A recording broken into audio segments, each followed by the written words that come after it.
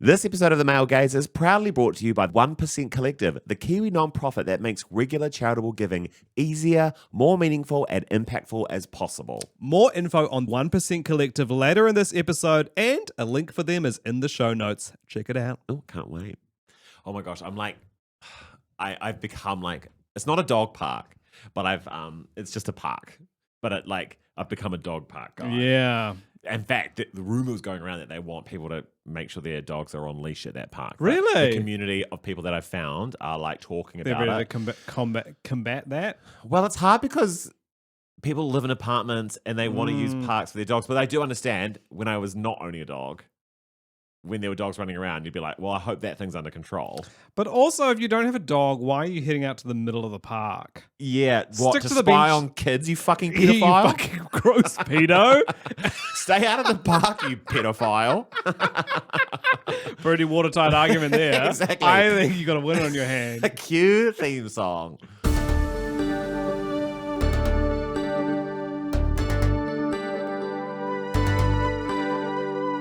I'm sorry, Mom, it's not a phase. It's the male gaze.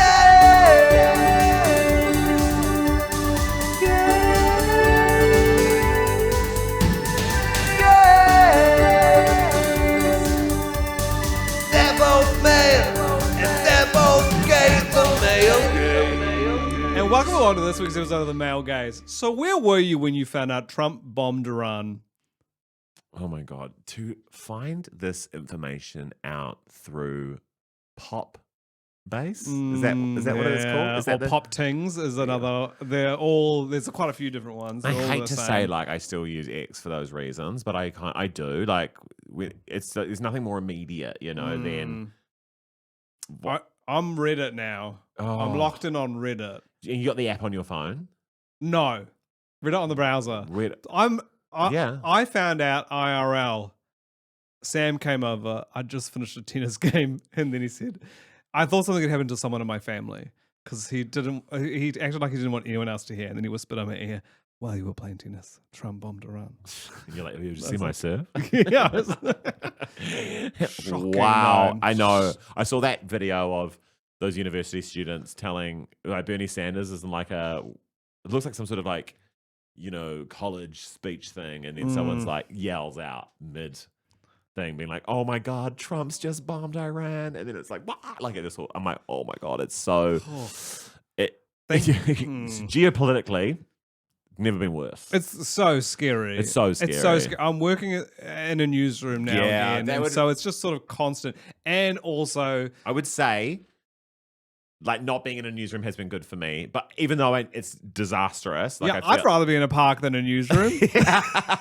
No, but I mean, I went from the world's ending to being I wonder how this will play out. Totally. But also maybe the world's ending. I don't know. I don't know. Good time to go overseas. I know, right in the firing line. I reckon it's a good age to go though. I was young enough to get the youth mobility visa, but I feel I am going to be too old to be conscripted by the time I arrive. I think we're being conscripted. At 36? Yeah. I had this. They want me in the army? Would you conscientious object? Yeah. Yeah, that's where I'm at. But I had a friend tell me that I was a coward. Don't block me from giving blood, but make me join the army. That's crazy. That's so true. It's got to be the way when I found out if you had flat feet, you couldn't join the army. I ran with that so flatly. And why is it? I'm flat feet as well. I think there'd be it would be the new, whatever. Everyone just being like, I think get the rumor going now in terms of the flat feet thing. Flat feet. Take a step aside, ADHD. Flat feet I'm just coming in. thinking that's got to be the new TikTok community. Self-diagnosed flat feet. It's going to be my next year's comedy show. I'm going to come out as flat-footed. I'm going to really go off on TikTok by being like, that feeling when you're flat feet. POV, your footprint in the sand is all flat. And I guess arch people just wouldn't understand. They would never get a... I think it's about how much you would have to trek and in the boots and you slow the army down. I've done a half marathon. Don't brag don't tell them about it. I haven't because my fucking flat feet.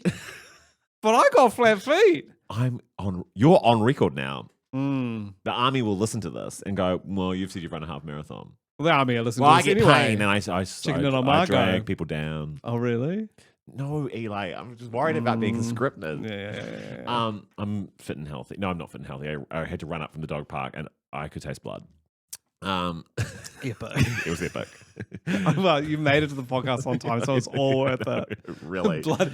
Sign up to the Substack to see blood spilling out of Chris's mouth.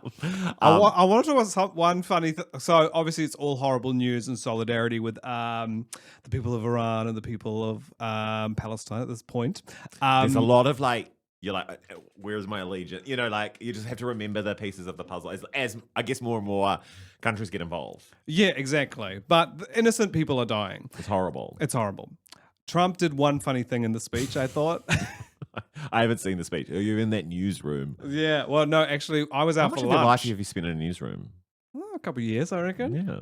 Sam was listening to it on his phone and then relaying it to us. So then we watched it later. But Was he doing the voice? yeah, amazing. A perfect impression.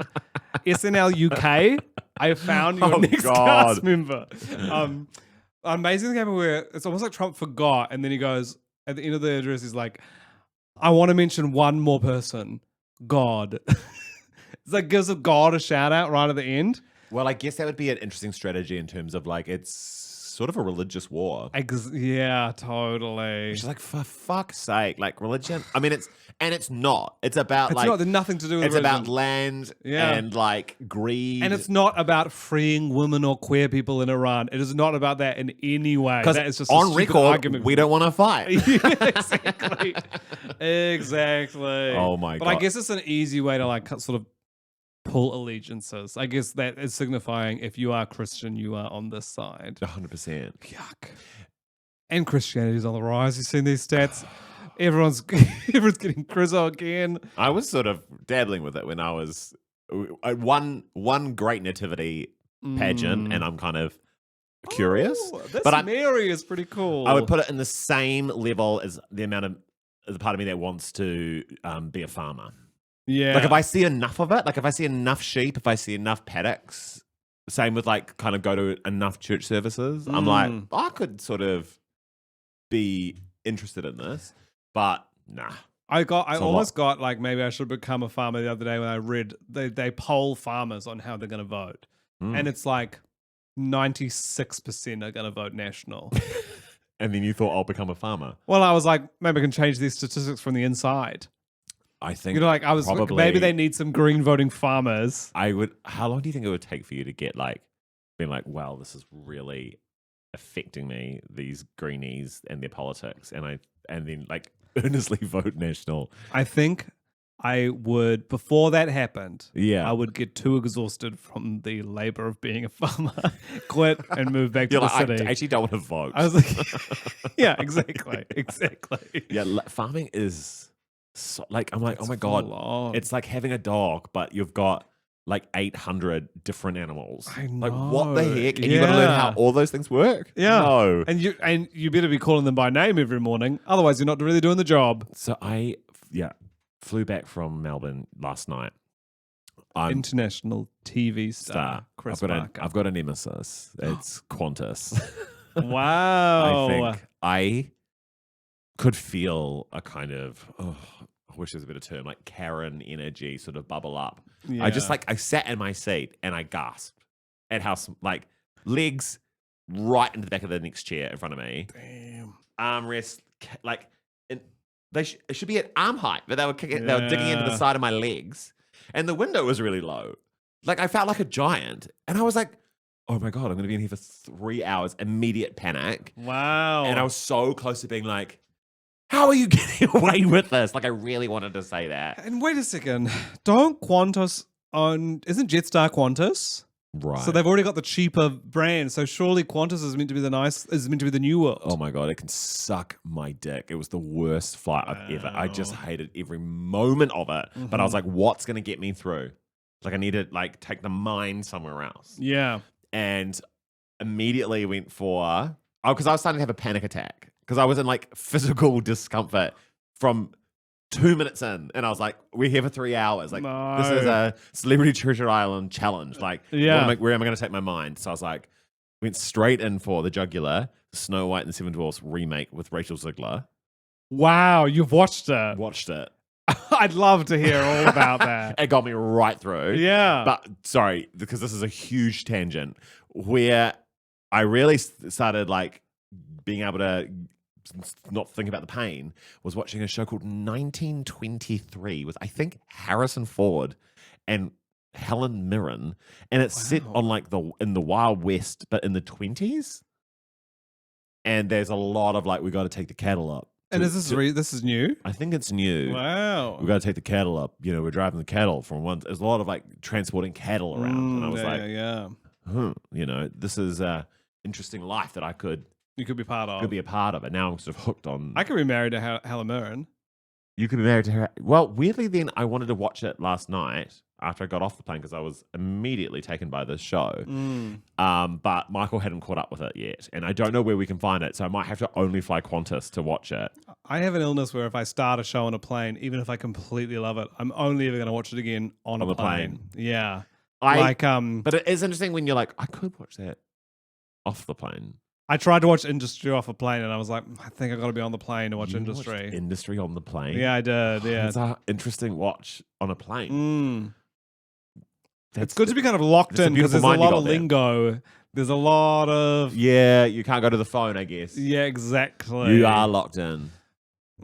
Yeah, well, okay. So the review of Snow White. Yeah, please. Well, I was sort of thinking. Well, okay, early contender for Queen of the Week. Queen of the Week.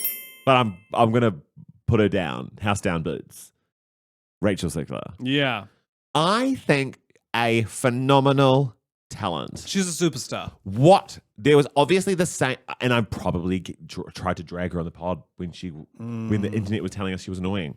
Yeah. And it's funny that it's the internet that tells you that someone's annoying and they try and make you believe it. And you're like, I don't want to. Wait a second. Yeah, well, we know, as we now know with Blake Lively, you know, there can be smear campaigns. There's stir going around. We could be cogs in the machine. Yeah. Well, she's only the most talented person in the world, is what I would say.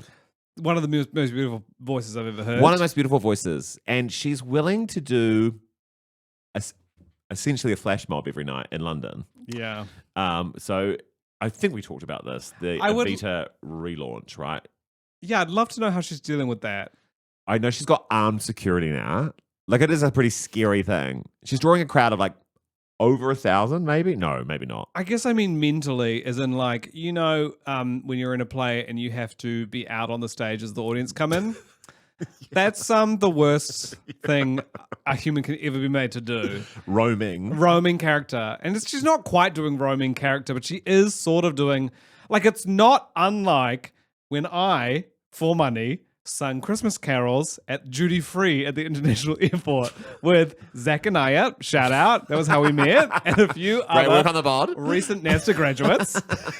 We sung Christmas carols by the Malibu in duty free. Oh my! I mean, it is not that dissimilar. Yeah. Apart from what you're being paid. You sure hope so. And she's on the road to a Tony. Yeah, you're right. You were on the road to... Well, an Olivier, right? Yeah, but I think she'll get the transfer? This is all in order to do like what Nicole Scherzinger did. Yes, surely. Of course. It sounds amazing. What is, I think, interesting is she can't have an off night in a way because like every night it's being filmed. True. So if there's like a voice crack or whatever, it's like, you know, the pressure to kind of like... And I just keep seeing these videos of her doing it, and you just presume it's the same night, but it's different nights. And so thousands of people are crowding outside. It's going to be amazing when the understudy comes out. It's going to be amazing. Part of me is like, should this be the first thing I do? I land in London, get off the plane. I would imagine you get to London and everyone's like, we're going to go check out the Avita balcony. Yeah. Like it's a great thing to do. She comes out because everyone knows the time that she's there. So basically it's the most famous, if you know the musical, it's the most famous song. Like no one really knows many of the other songs. Buenos Aires, I know that one. Yeah. What's the one that Patti LuPone does in that great video? But best Buenos Aires. What's new? Buenos Aires. It was like early moment when I fell in love with Patti. But yeah, this is another famous song and she sings it. You know, she puts her arms up. We know, like, it's kind of like, it's funny. Andrew Lloyd Webber is sort of like, he was like mainstream pop culture in the 90s. Yeah. Like we all knew what Evita meant, even though we hadn't seen the musical. And Cats. Well, no, I saw Evita, the movie, Wow. pretty soon after it came out, I remember. But also just like that triple cassette tape of Jesus Christ Superstar Joseph and Cats. Oh my in God. three VHSs in one case. Just being like, you're gay. Buy me, you gay or kid. you're Brinley Sten. You're gay. Or Christian. yeah. Or both. Or both. Yeah, it was so... It was... Fuck, that was a good DVD box set. Well, okay. You get to create... This is such a fun question. This is a great conversation starter. You get, for a dinner table, if you're struggling, you get to make your own trio of DVDs that get put together that you can have, you'd sell it in a shop and buy it. What are your DVDs? God. This is so good because I remember having one that was just like loop, like I don't know what connected to these movies, but it was like Burn After Reading, Nurse Bit. It was just like three kind of loopy films. Okay, so it's a triple pack. A triple pack. And what am I trying to express here? Just movies I want people to see. I'm trying to work that one out, but I guess like you would own it. Like these are the three movies that like they sort of have to work together in a pack, so they have to be financially viable, I guess. But also, these are the only DVDs you own, I guess. Okay. Well, what do you want in a pack? Okay. Yep. It's Death Becomes Her. Okay. Jurassic Park. Okay. And Small Soldiers. And the theme is incredible special effects. I think the theme is Eli Mathewson. Small Soldiers. Is that like a... Kirsten Dunst is in it and the toys come to life. God, that hit something in me. Yeah, Small Soldiers. Do you remember that film about this little toy Indian in the cupboard? Yeah, I believe it was called The Indian in the Cupboard. Yeah. How many times do you think you've seen that movie? 3, Isn't that 4 times. Isn't that crazy? Our generation are like, constantly on Letterboxd, searching for like the next greatest film to see. And then there is, I'm going to say, 25 films I have watched over 15 times. Hook. Independence Day.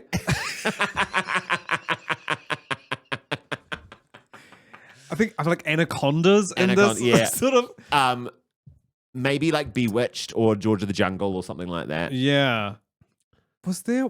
There was a time in my life when I would go into video. Bedazzled. Bedazzled. I loved Bedazzled.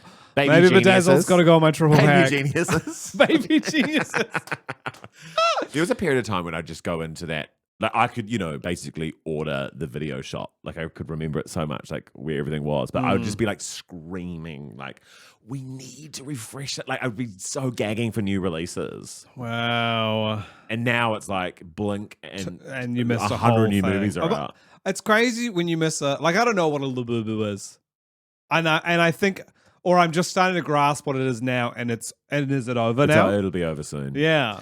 I mean, sorry. I've been fed it every day. Yeah. And I almost bought one in, like, that's when I was like, I'm being brainwashed. Yeah. I was in Perth, and my TikTok feed was just constantly getting into Labubus, and I was like, fuck yeah, I want one. And I was like, I've got nothing to do today. I'm going to fucking buy a Labubu. They're like, it's part of that kind of pop mart. Like Funko Pop. Yeah, all that stuff where they're like, they're Beanie Babies, essentially. And it's a recession indicator, right? Well, everything's a recession. Yeah, people love to use the term recession indicator, but I think it's the right kind of storm of like, they've got, you can buy secret ones. Like, well, you can't buy them, but like, they're mystery ones. So you're always opening a bag and pulling out a thing. And I don't think that joy will ever not go away for me of like, what have I got? A mystery. And have they been around for ages? Is it like Stanley Cups where this is they've been making these for ages? I think they've been around forever, and there would have been like a, specific community who were, buying them a lot. And then it sort of like tricked over into like influencers who started buying them. How many are you seeing in real life? I don't think I've seen one in real life. I guess I've probably seen 4 to 5, but I want to see them in... I've seen about as many Labubus in real life as I have seen the Indian in the Cupboard. That's a good metric. About similar to I've seen Indian in the Cupboard. I can't wait to see them in 6 months. How big are they? They're probably like... What for our listeners, what am I giving you here? You give me maybe like 4 to 5 inches. Yeah. nice. Yeah, yeah. Sort of like that came out quick.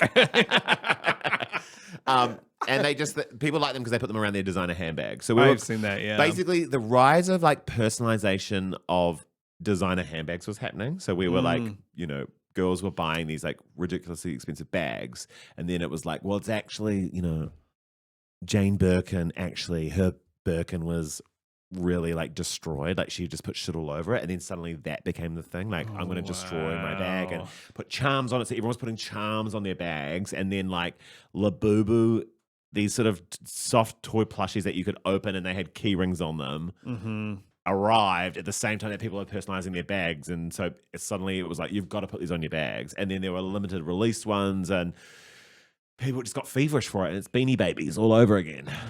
But remember Beanie Babies? Of course, the Princess Diana Beanie Baby. Of course. Did you collect anything? Odd Bods. Do you remember Odd Bods? Odd Bods, yeah. Yeah, Pokemon cards. Every time I see an Odd Bod, I get a bit feverish. And I crave chips at the same time. It's quite distracting. And I miss more of that, more of like rubbing something to make a vision appear. That's beautiful. Yeah, or like a heat transfer. Yeah, like we used to have a Pocahontas that you took her out in the sun, leaves appeared on her dress. I love that stuff. I've got a confession. I never could rub the heat rub. Like I never was able to do it. Like it was an early indicator of like incompetence for me.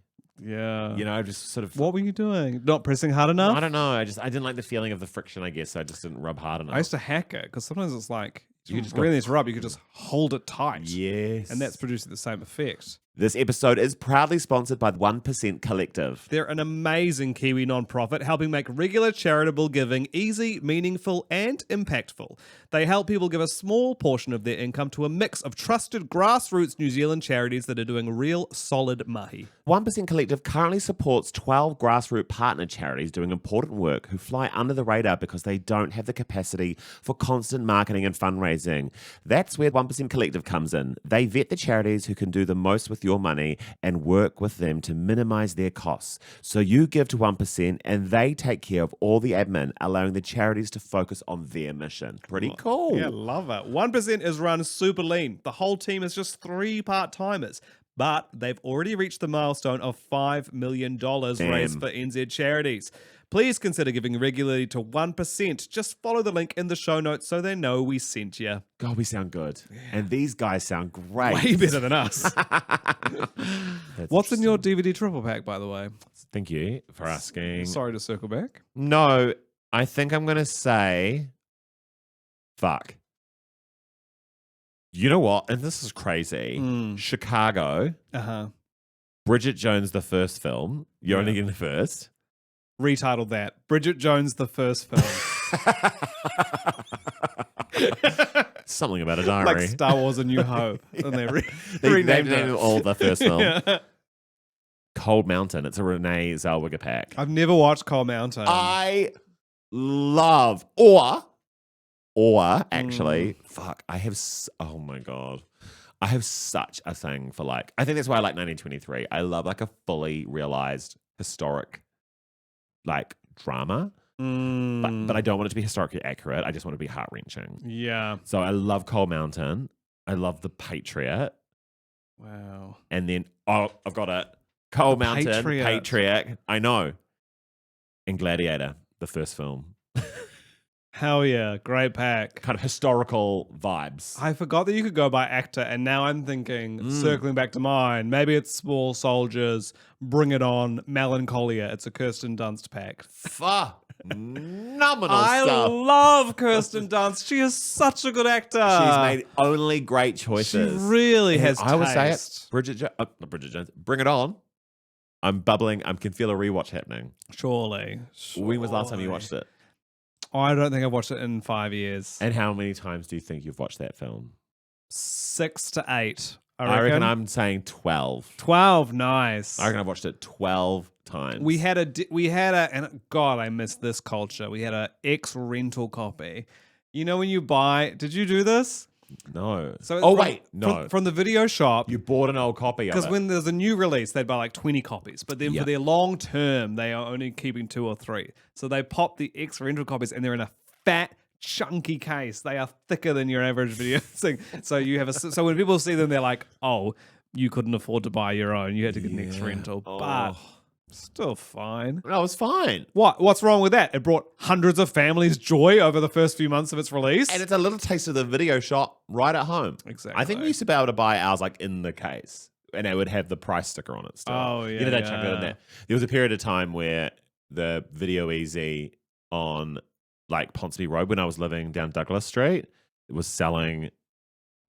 Does it blow your mind that we've lived in Auckland long enough That there was a video shop around the corner from your house? Actually, that's crazy. It's crazy. And I'll still be like, I moved from Christchurch to Auckland, and I'm like, I Yeah. was in Auckland for video shops. I'm I've an lived here a Aucklander. long time. Yeah. It's so weird. I moved here. I was working at the CD and DVD store in St. Luke's Mall. That's That hasn't been there in so crazy. long. Oh my god, I was working at Fox Outlet, a mall that I don't think even exists. so cool to work in a. You got a real taste of like behind the scenes of a CD shop. You know, like and Yeah, because what I happened- love those drawers. Yeah, because they would have you'd have the collection on the shelves, but then in the Empty cases are out on the shelves. Yes. And then when people buy it, you rifle through this little shelf. it's so cool. Yeah. Like it's one of the coolest actions. Like because certain jobs give you.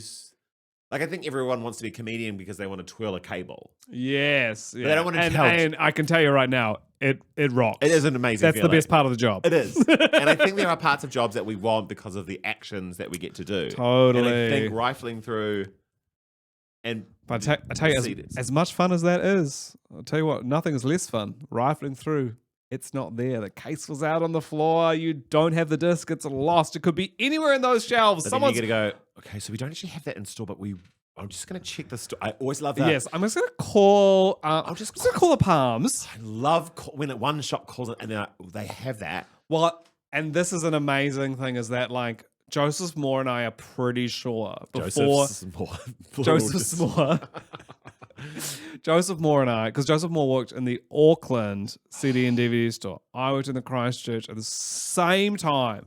I reckon we probably called each other to get to send a disc. Oh, that's beautiful. Isn't that exciting? That's so beautiful. I was thinking about it today because I was listening to it because every morning at the moment, because I've got an hour drive in the morning, hour 10 minutes normally, I pick an album. And I was listening to Liam Finn this morning and I was thinking about all the times that I convinced people to buy Liam Finn's CD just by describing his David Letterman performance.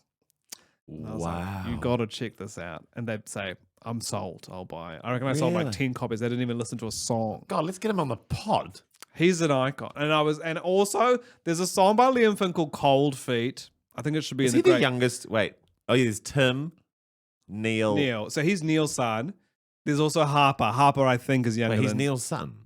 Yeah, Liam Finn is Neil's son. Oh, yeah, and I'm seeing Liam Finn everywhere. Sorry. You're No, wait. seeing Liam Finn I'm everywhere. seeing Neil Finn everywhere. Neil Finn's everywhere. They're the brothers, right? Neil Finn gets around. And Neil Finn was in Fleetwood Mac for a little bit. Oh my God. Liam and Harper are kids. Harper was in randomly Super City and also as a musician. And then Sharon, Neil Finn's wife, of course, famously owned Sharon Dallaire, I the think that's why appointment I only. see him around a lot. Yeah. Because it's still it's not there anymore. That's It's on the front gone. of the recording studio, which is in the hood. Yeah, and for a long time, and there was a beautiful chandelier that was shaped like a woman's body. And you would stand outside and jerk off out in front of it. I'd say, "Fuck I yeah, wanna fuck that Fuck, chandelier." I wanna fuck Which we don't want to yuck anyone's up. No, if you love to fuck chandeliers, Chandeliers, go honestly, go for it. epic. Go for it. Anyway, the song "Cold Feet" by Liam Finn, I think it should be a New Zealand classic. And if you've not listened to it in a while, I would say listen to that song. Hey, I got into Often Phoebe ignored. Rings after your recommendation. Yeah, Love the album. Really I good really stuff, love the though. album. It's a great, and I mean this as a compliment, airport album. yeah, it's nice for that vibe. It will make you feel good, but it'll keep you calm. You got to have the right, like, The right music. I either want something that's going to make me just bolt through the airport, or I want something that kind of keeps me up and going, but I cannot do an airport now without headphones on.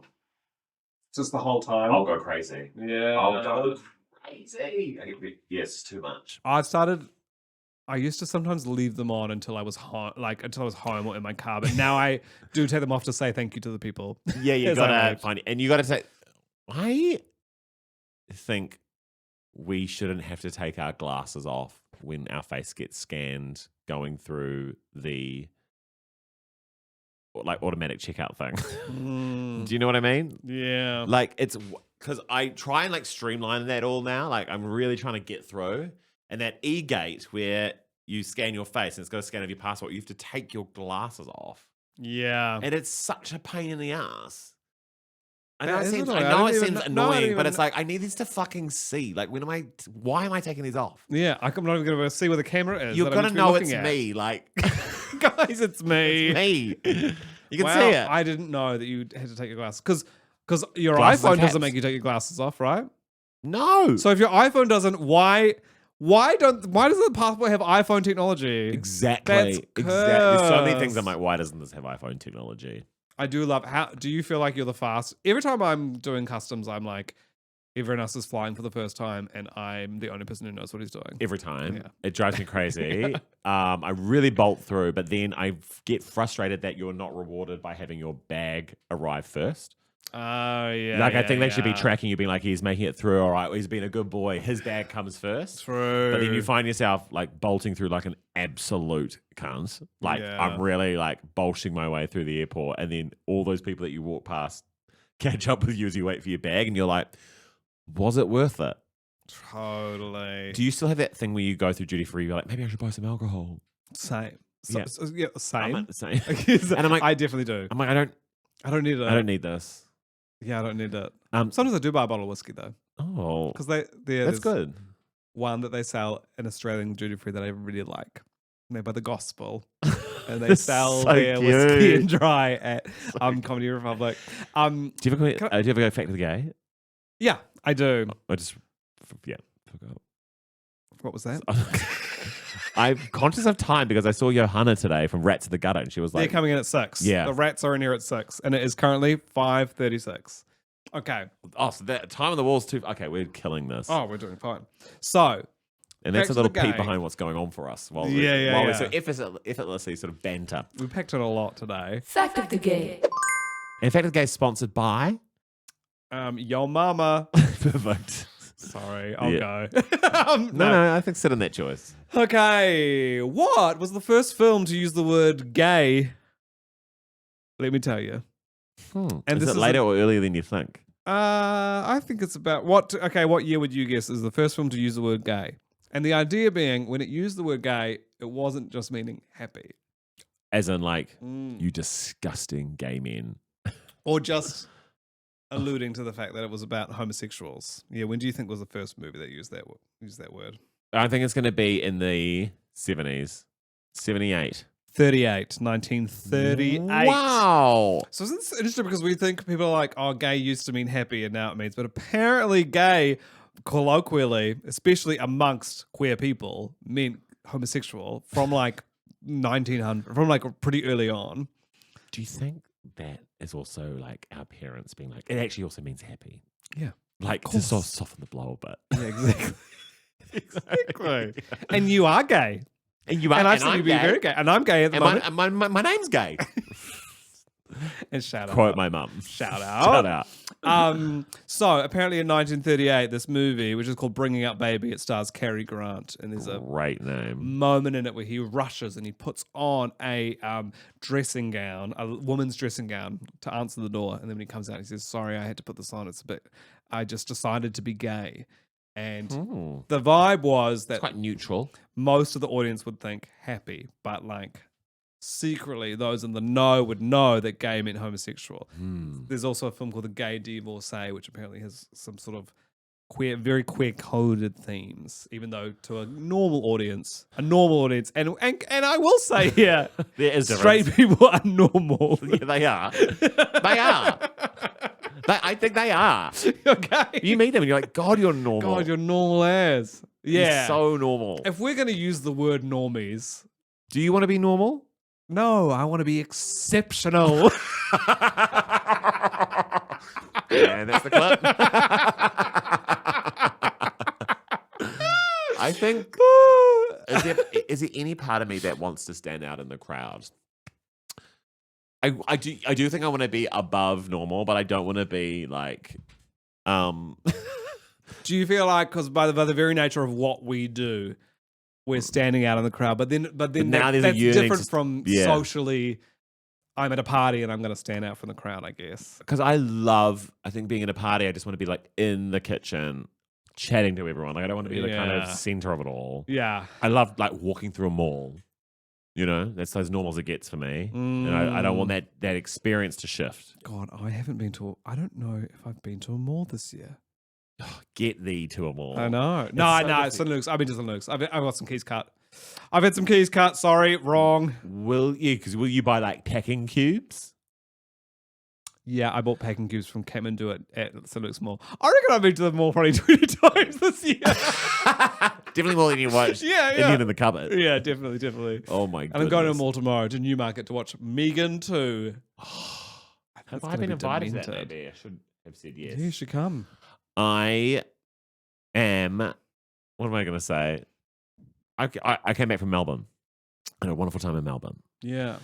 It was interesting experiencing South Yarra, which people Because sort is of that refer to as sort of like, because Melbourne's sort of like queer, broadly speaking. Even like, and then for like the most straightest of people, like the men will still, listen to Sufjan Stevens. The women will wear a Gorman rain jacket. and everyone sees theatre. Yeah, and everyone loves theatre there. Like the culture. Oh, I saw Beetlejuice too. Oh my God. But sorry, South Yarra is like known as like gay, but like kind of business gay, right? Because Like, that's Chapel Street, is South Yarra. yeah. I was like, do you think we sort of have? A business gay part of town. Parnell. Yeah, I guess you could say that there are certain like Ponsonby almost. I'd say it's Ponsonby now, right? What do you think is the Yeah. gayest suburb in Auckland? I think Newmarket. But do you think gay people live in Newmarket? Yeah, I do. For some Really? reason. I don't know why. I think they just like the mall and like ice cream. I feel like I know quite a lot of gays that live in like Waterview. Yeah, true. Yeah. Well, I would say Armadillos, Yeah. the gay tennis league. That's a big, like, Yeah. That's a good cross section pull. That's a of good gay pull. of the gay community. We can Mhm. pull from that. Where are they living? Mount Eden. Oh yeah. Mm. Oh yeah. Oh yeah. I- Mount Eden, Greyland. Mm. Maybe some Kingsland. Okay, well maybe Greyland then. Yeah. Interesting. Okay, I don't know why my Newmarket theory is so. We went to a house that we almost loved in Newmarket. It sort of was like it had such a beautiful, exquisite kitchen that almost put a spell on us to like love the whole house. But then the back garden was just like not really a garden. It was just like a patio with astroturf. That was You made the right not choice. appealing. I feel like you put your money on. You had such a quaint kitchen anyway, but yeah. you had a great garden. Great garden. Still lovely do have lounge. it, even though you're not in it. God, although, but yeah, now to get to the podcast studio, I do drive past the house, and every time I do, I go, I just sort of knock on the door and be like, "Can I come in for a bit?" It is so weird when you like see what other people have done with your space. I know. It's like I felt like that with my first flat in Wellington. I was so attached to that flat, and then I so desperately wanted to see what people had done with it. Yeah. But then my childhood home got tore down. Yeah, actually, armadillos live in my old flat that I lived in with Laura and Joseph. 3 gay men live there now. Oh yeah, Eden It's Terrace. become a gay flat, and I did go. It was and pick always a gay flat in many ways. Yeah, true. Eli Mason and 2 hearts. But I didn't go inside, but I went there to pick up some mail, and I did sort of peer into the lounge. I was Yeah. like, oh, interesting. What have they done with it? Less Disney stuff than Laura and Joey.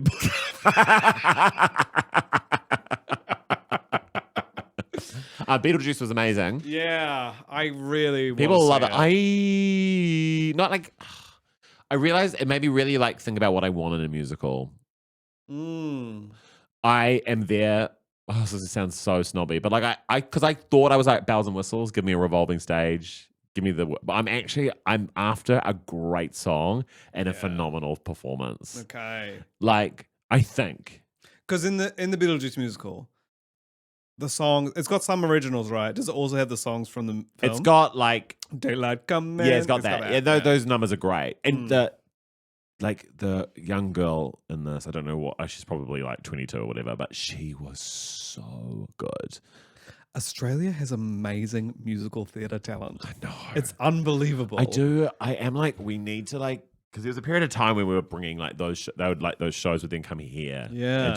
And I just like, it hasn't been happening in a while. But remember when it was like Wicked's on at the Civic? I know. And it's like just not happening anymore. What about how, shout out Chris Schultz, who wrote a Substack, which is like really informative, but so depressing about how few music acts are touring to, like just how dire. Yeah. Like Eden Park literally got permission to expand from 6 concerts to 12 concerts. And in the year that we are in currently, they've booked 1 concert. It's Metallica. And that's all. And that'll do really well. Everyone else is ignoring this country. Yeah. Gaga, Billy, everyone. It's actually, because there was a period of time when they would all come. I know. What is it? It's over. Is it over? Like, I think Taylor was the start of people aren't going to come anymore. And Taylor was probably proof that to artists that they don't have to come because New Zealanders will fly now to Australia to see you. And to any pop star listening, if you come, you will have the full support best. of the male gaze and the chorus line. We will do without a cent of payment. I mean, we talked about Troye Sivan non-stop. And actually, non-stop. thank you, Troy, for turning up. Thank you for coming over and here. Charlie for coming to Laneway. Yeah, Who agreed. Who would you want to force to come here to perform? Chapel. Yeah. Yeah. That would be so good. I mean, I'm going to the UK, so for me, it doesn't matter. But I would love in 2 years or however long I'm over there, and then I return to be able to go see some divas. Take Eden Park to the next level. Please. Adele was so that good. Was so good. That was so good. That was sublime. It was one of the greatest nights of my life. Can I talk briefly about Lord? Now, Lord, the album I think might be out by the time people are listening to this podcast. I know there's a listening party tomorrow at Flying Nun Records. Oh, how cool. There's a thing that's got to me about these songs that have come out so far, which is that I think it's an intentional choice, but like none of them reach to like a full climax. Like the newest one, Hammer. I think it's my favorite one, but even then, it feels like it's like building and building and building, and then there's a moment where I'm like, surely this should like drop in now, and it doesn't have a full drop, and I'm like, here's my theory. The album's called Virgin. Is the idea of like not reaching a climax, is that like built into the songs or something? I think it's a really good point. I felt like even when probably her song with the biggest drop maybe is Green Light. Yeah. But even that takes a while to kind of get you there, and it kind of hits you at like a kind of 9 rather than a 10. Yes. And I felt like the drop in Solar Power, probably the biggest pop of that album, which is very easygoing. Yeah. Like it hits you at like a 6 or a 7, right? Like totally. I don't think she enjoys taking people to that point, maybe.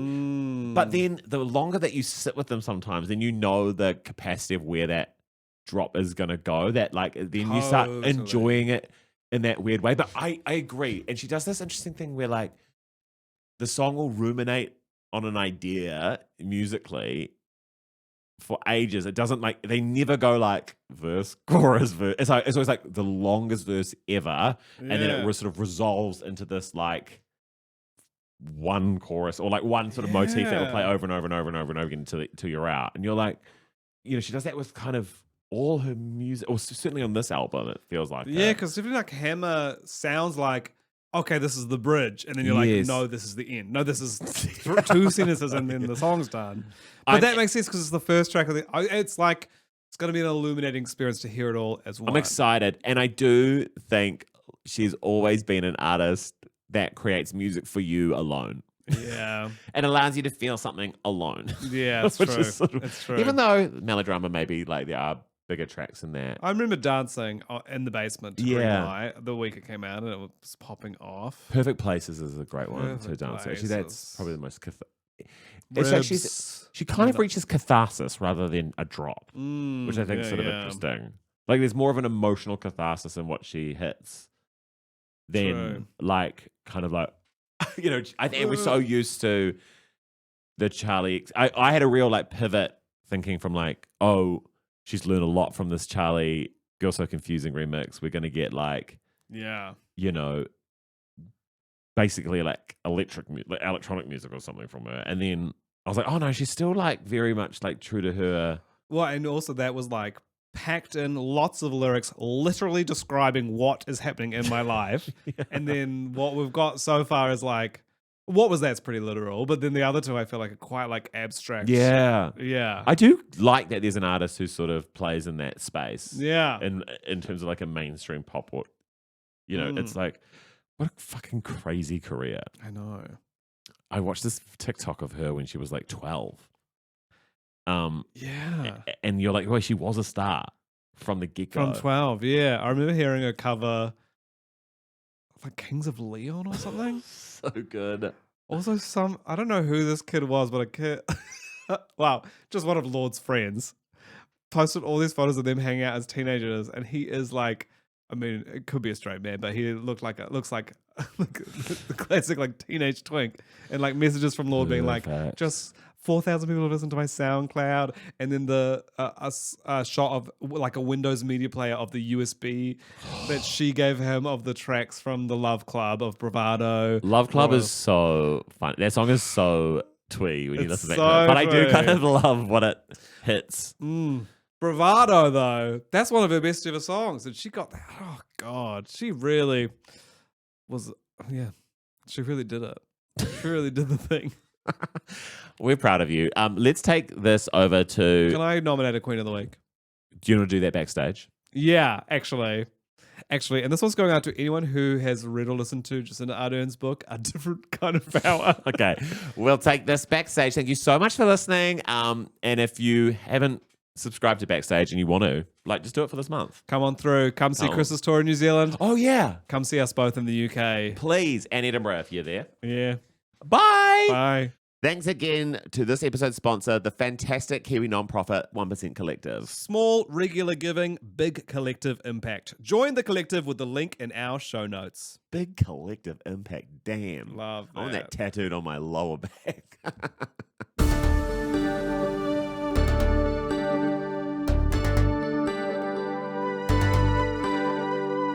I'm sorry, Mom. It's not a phase.